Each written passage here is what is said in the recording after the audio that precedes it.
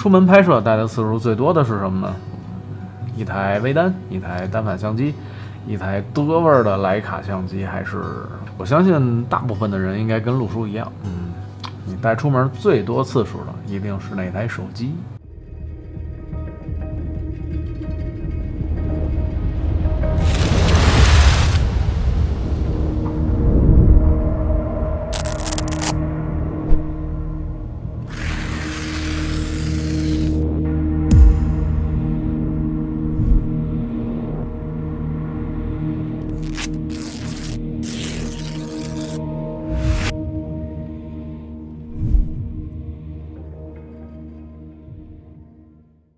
大家好，我是陆叔啊，一位因为疫情呢就快要破产了的 UP 主。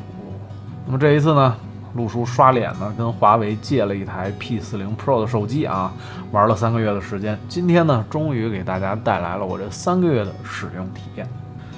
去年呢，陆叔在做这个华为 P30 Pro 评测的时候呢，我最不满意的一点呢，可能就是非常严重的这个画面的涂抹感，以及超高的饱和度，让一个热爱后期修图的我啊，简直无从下手。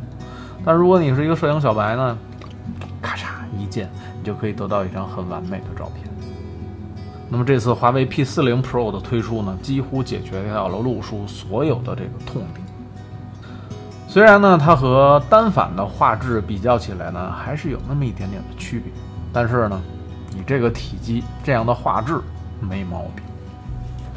在我们正式的评测开始之前啊，陆叔要插播一条广告啊，非常感谢角色给陆叔送来了这个华为 P40 Pro 专用的手机壳。这个手机壳呢有酷炫的这个彩虹外观啊，然后加上一个透底的一个设计，这样呢，在我们把这个手机放进去的时候呢，还可以非常完好的展现这个手机原来的这个色彩。同时呢，这一款手机壳呢的抗摔能力啊，是我用过的这么薄的这个手机壳里抗摔性能最好的。在评测的这3个月时间里呢，这款手机啊曾经2次的落到了地上，但还好，由于角色的这个手机壳啊，手机是完好无损。但如果下次这个背面啊，这个透明的位置的抗滑能力如果再强一点的话，就会更完美。首先呢，我们来聊一聊华为 P40 Pro 的这个超广角镜头啊。虽然超广角镜头呢，在今年已经不算什么重头戏了，但是呢 ，P40 Pro 的这个超广角镜头呢，无论从画质还有这个畸变的控制来讲，都是非常非常优秀的。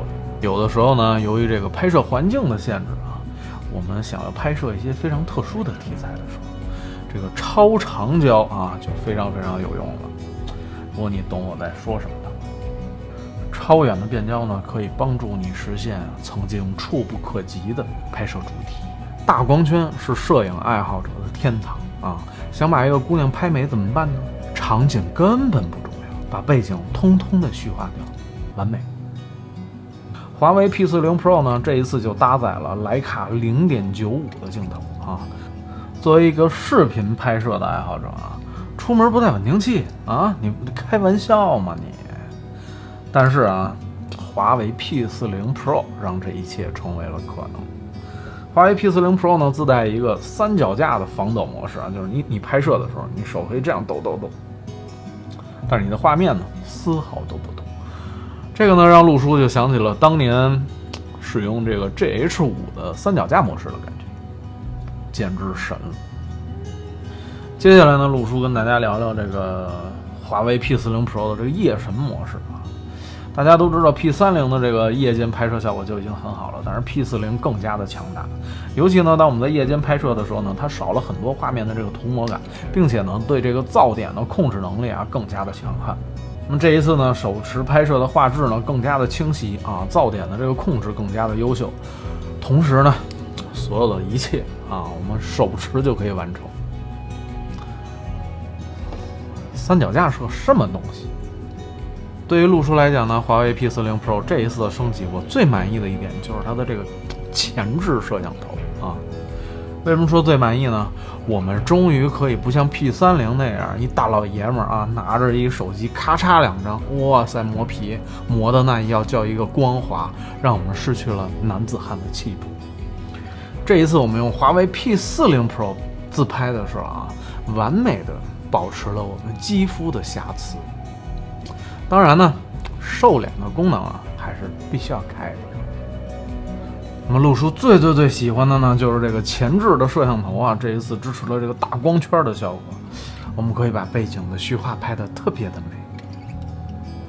那么除了拍照功能之外啊，华为 P40 Pro 这一次的这个屏幕看图的时候，可以说超级的爽啊。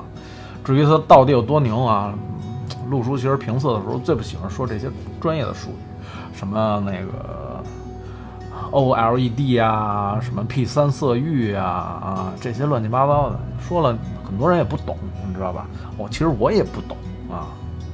俗称啊，看图舒服、好看、清楚啊，色彩艳丽、立体感强啊，能懂了吗？所以说呢，就算啊，你根本就不拍照啊，你拿这个华为 P40的手机啊，刷朋友圈，看看别人的美图啊，加陆叔的微信啊，也是一种非常舒爽愉悦的事情。那么最后呢，啊，陆叔再跟大家聊一聊这台相机的这个续航能力啊。苹果充电1小时，华为充电10分钟。乔布斯呀，你快点回来吧。那陆叔跟大家聊一聊这台手机的价值啊。这台华为 P40 Pro 呢，现在的售价呢是6800元啊。它搭载了一枚长焦镜头啊，价值9000块啊；一枚人像镜头啊，价值9000块；一枚徕卡0.95的定焦镜头啊，价值10万块啊，这个就不算。所以说呢，你买一台啊华为 P40 Pro 啊，相当于你赚了3-4万块吧啊，就是这么简单的一件事。那么这一次呢，关于华为 P40 Pro 的评测呢，陆叔就跟大家介绍到这里啊。如果你有什么问题呢，欢迎在下方给陆叔留言啊，你也可以直接加我微信。我是一个非常爱交朋友的人。我们下次再见，拜拜。